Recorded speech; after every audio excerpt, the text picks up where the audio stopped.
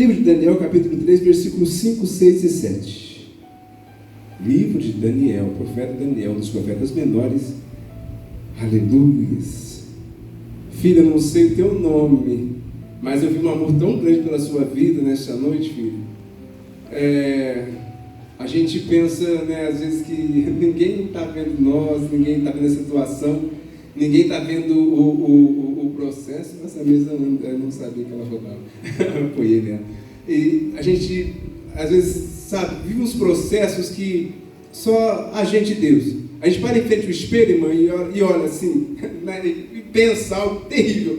Mas Deus, Ele nos ama de uma forma tão maravilhosa que Ele fala, não, filha, não é isso não. E a gente fala assim, é na minha cabeça não. É o próprio Espírito Santo te visitando, falando assim, filha, eu te amo, filha. Por isso Ele te trouxe nessa noite aqui, para te mostrar que Ele te ama, filha. Ele se importa com a sua vida, a sua alma tem um grande valor para Deus. Então, por isso você está aqui nessa noite. Não foi por um acaso, não foi um acontecimento, não. Deus marcou essa data para mudar a tua história. E se você quiser, Ele vai mudar a sua vida, em nome de Jesus. Aleluia. Deus é bom. Daniel capítulo 3, versículos 5, 6 e 7.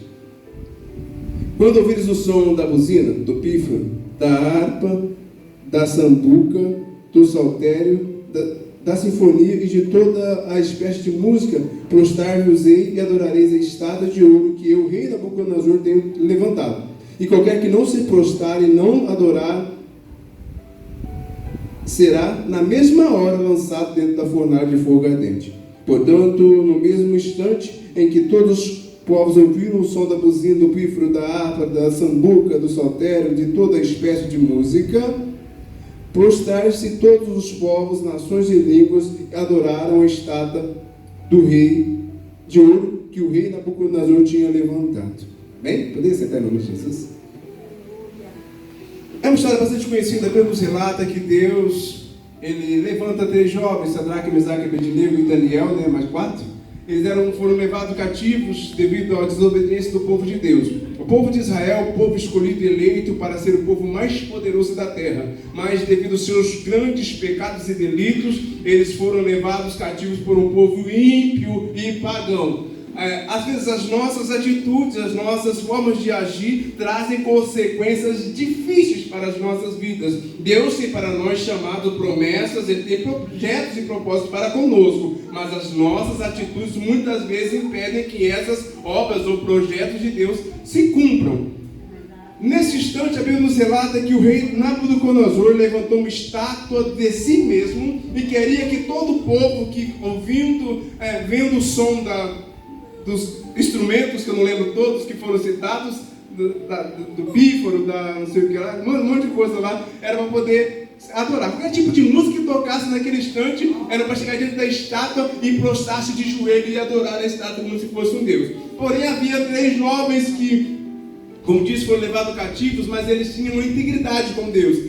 A situação a qual eles estavam vivendo de cativeiro e não mudou o caráter deles de adoradores. Então nós não devemos deixar que a situação, a dificuldade das nossas vidas venha interferir no nosso caráter cristão. O caráter cristão tem que ser cristocêntrico, ou seja, Cristo está sempre no centro. Eu disse com certa feita que toda a estrutura tem que ter uma base. Para construir uma casa eu necessito fazer um alicerce forte. E se eu quiser, pastor, fazer uma casa com mais de um andar, o alicerce tem que ser mais forte ainda. Então eu tenho que investir em ferragem, em cimento, em areia, tudo de primeira e ótima qualidade. Então seria um fundamento de um alicerce. Se eu quiser construir um prédio com mais alicerces que vão ser depois deles, mas o principal tem que estar firmado, firme, certo, bem estruturado, com brocas, né, para que não haja infiltração, para que não haja nenhuma integridade, nada vem ferir a integridade daquela estrutura. Eu digo que o crente é baseado numa rocha chamada Cristo Jesus. Então a base do crente, em tudo que ele for fazer, tem que ser rocha, Cristo. Tudo que eu fizer tem que estar Cristo como base. Eu posso construir outras bases, mas a principal tem que ser Cristo na minha vida. Então se o crente quiser fazer alguma coisa, Cristo tem que estar na vida dele. Sem Cristo, eu e você não vamos e não chegaremos a lugar algum. Temos que entender isto. Aleluia. E como eu disse, 3 jovens foram levados cativos, mas eles não mudaram a sua característica, o seu caráter cristão ou de adorador de Deus. E então ficaram sabendo que houve um decreto que todo mundo teria que se prostrar diante daquela estátua que o rei tinha levantado. E eles falaram assim: nós não vamos nos prostrar diante dessa imagem. E alguém de imediato falou assim: vocês não vão? Ele falou assim: não vamos. Vamos chamar o rei aqui então, o grandão. O faraó vai falar com vocês cara a cara. E ele falou assim: mas nós não vamos. Mas eu quero dizer que antes disso acontecer, a Bíblia nos relata que eles foram levados cativos, né, ali para a Babilônia, e escolheram alguns deles para poder se apresentar diante do rei. E dentre eles escolheu Daniel, Sadraque, Mesaque e Abednego. E todos eles deviam comer da porção do manjar do rei.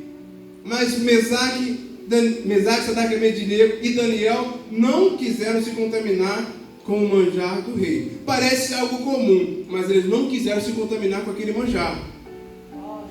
Então eles falaram para aquele homem que os sustentava: olha, nós não queremos comer desse manjar, pastora, porque nós achamos que isso pode ferir a nossa intimidade ou integridade com Deus. Então nós não queremos nos contaminar.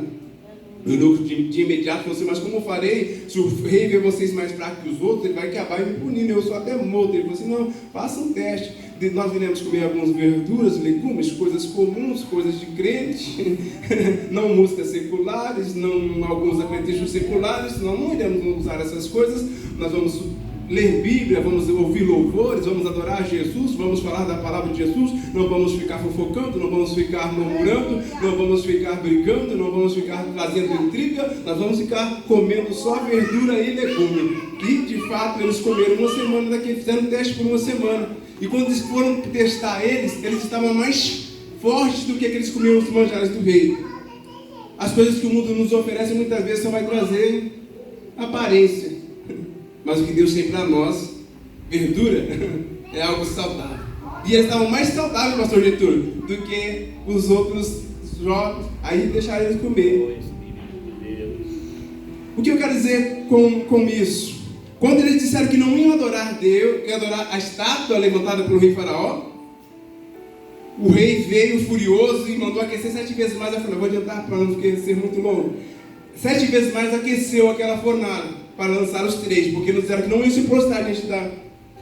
Eu lembro que lá atrás, aquilo que eles fizeram lá atrás em negar, se contaminar com o manjar do rei, agora traz um efeito agora diante da fornalha de fogo ardente.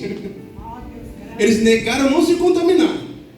Mas agora, quando é posto algo difícil na vida deles, eles são afrontados, são lançados dentro de uma fornalha de fogo ardente. Deus não os livra de ser lançado, mas lá dentro Deus passeia com eles, porque Deus falou assim: olha, vocês fossem fiel comigo no pouco, vocês não se contaminaram com o manjar, agora dentro da fornalha eu sou com vocês também, vou te mostrar que eu sou Deus fiel.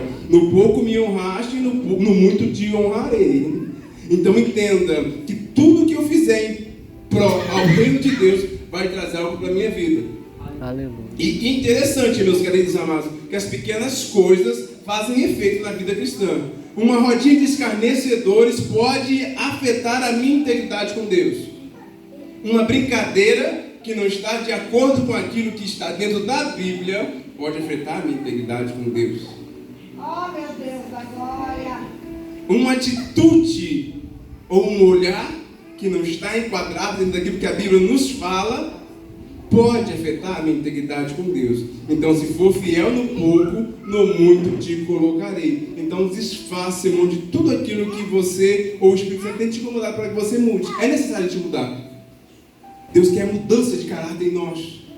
E essa mudança é feita dia após dia. A Bíblia fala que erreis por não examinar as Escrituras. E aqui está o livro, o manual que nos instruirá da forma qual eu e você temos que proceder para que herdar as mansões celestiais. A Bíblia nos fala que o céu é conquistado à força. Não é de qualquer jeito, não é de qualquer maneira. Não é só sentado num banquinho ali, mas tem que ter uma vida de integridade e intimidade para que Deus possa agir. Deus ama a sua vida, varão. Deus quer fazer algo tremendo na sua vida. Se entregue a Ele, se renda a Ele, porque Ele é contigo.